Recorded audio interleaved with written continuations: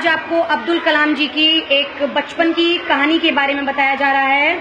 अब्दुल कलाम जी अपने बारे में बता रहे हैं कि मैं रामेश्वरम की मस्जिद वाली गली में रहता था। रामेश्वर अपने शिव मंदिर के लिए प्रसिद्ध है। रोज शाम को मस्जिद से घर लौटते हुए मैं मंदिर के पास रुकता। यहाँ मुझे कुछ अजीब सा महसूस होता था,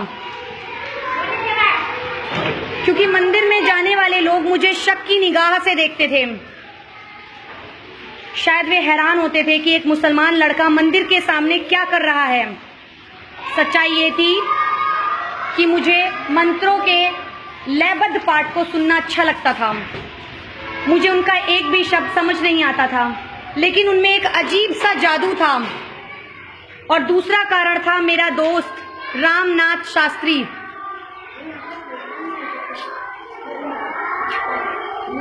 वो मुख्य पुरोहित का बेटा था। शाम के समय वो अपने पिता के साथ बैठकर श्रोतों का पाठ करता था। बीच बीच में वो मेरी ओर देखकर मुस्कुरा भी देता था।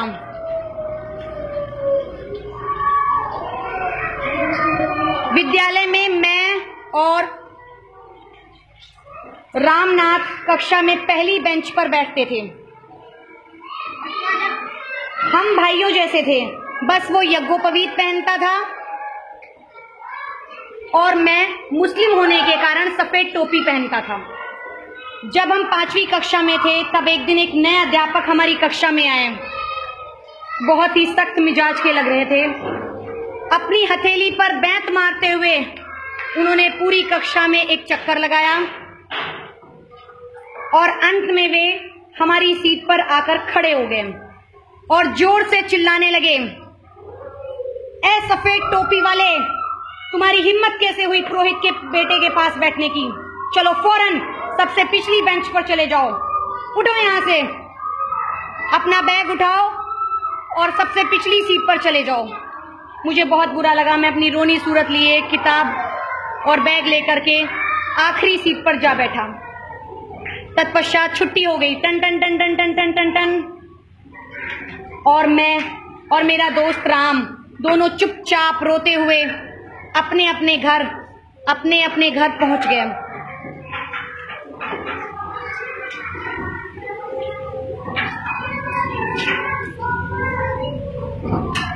छुट्टी के बाद राम और मैं दोनों जब अपने घर पहुंच गए तो मेरी रोनी सूरत देखकर पिताजी बोले, तुम रो रहे थे, क्या बात हुई बेटा, मुझे बताओ। मैंने पूरी बात उन्हें बताई और उन्होंने मुझे समझाने का प्रयास किया।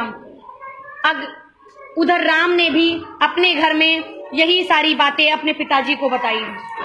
अगले दिन राम सुबह सुबह दौड़ता हुआ मेरे पास आया और बोला, मेरे पिताजी ने तुम्हें फौरन घर पे बुलाया है।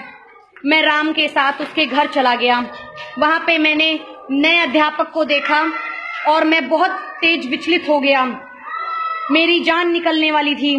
राम के पिताजी ने सख्ती से कहा, जो कुछ भी हुआ उसके लिए आपको कलाम से माफी मांगनी होगी। मुझे विश्वास ही नहीं हो रहा कि मुख्य पुरोहित अध्यापक से मुझसे माफी मांगने के लिए कहेंगे।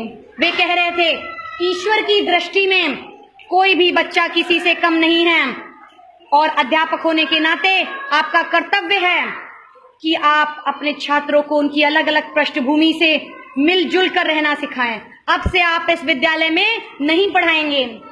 अध्यापक जी ने तुरंत उनसे क्षमा मांगी और कलाम को गले लगाते हुए कहा कि मुझे माफ कर दो, मैंने तुम्हारा दिल दुखाया है। आज मैंने जीवन का बहुत महत्वपूर्ण सबक सीखा है। राम के पिताजी ने जब देखा कि अध्यापक को अपने करनी पर खेद है तो उन्होंने विद्यालय में उन्हें पढ़ाना जारी करने के लिए कहा।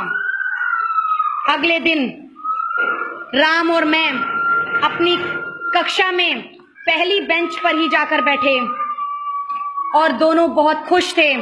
हमारी दोस्ती आज भी बरकरार है। दोस्तों, मैं आपको इस कहानी के माध्यम से शिक्षा देना चाहती हूँ कि हिंदू, मुस्लिम, सिख, ईसाई सब आपस में हैं भाई भाई। अगर हम सब लोग एक हैं तो हमारी एकता ही हमारी ताकत है। हमें मिलकर रहना चाहिए। धन्यवाद।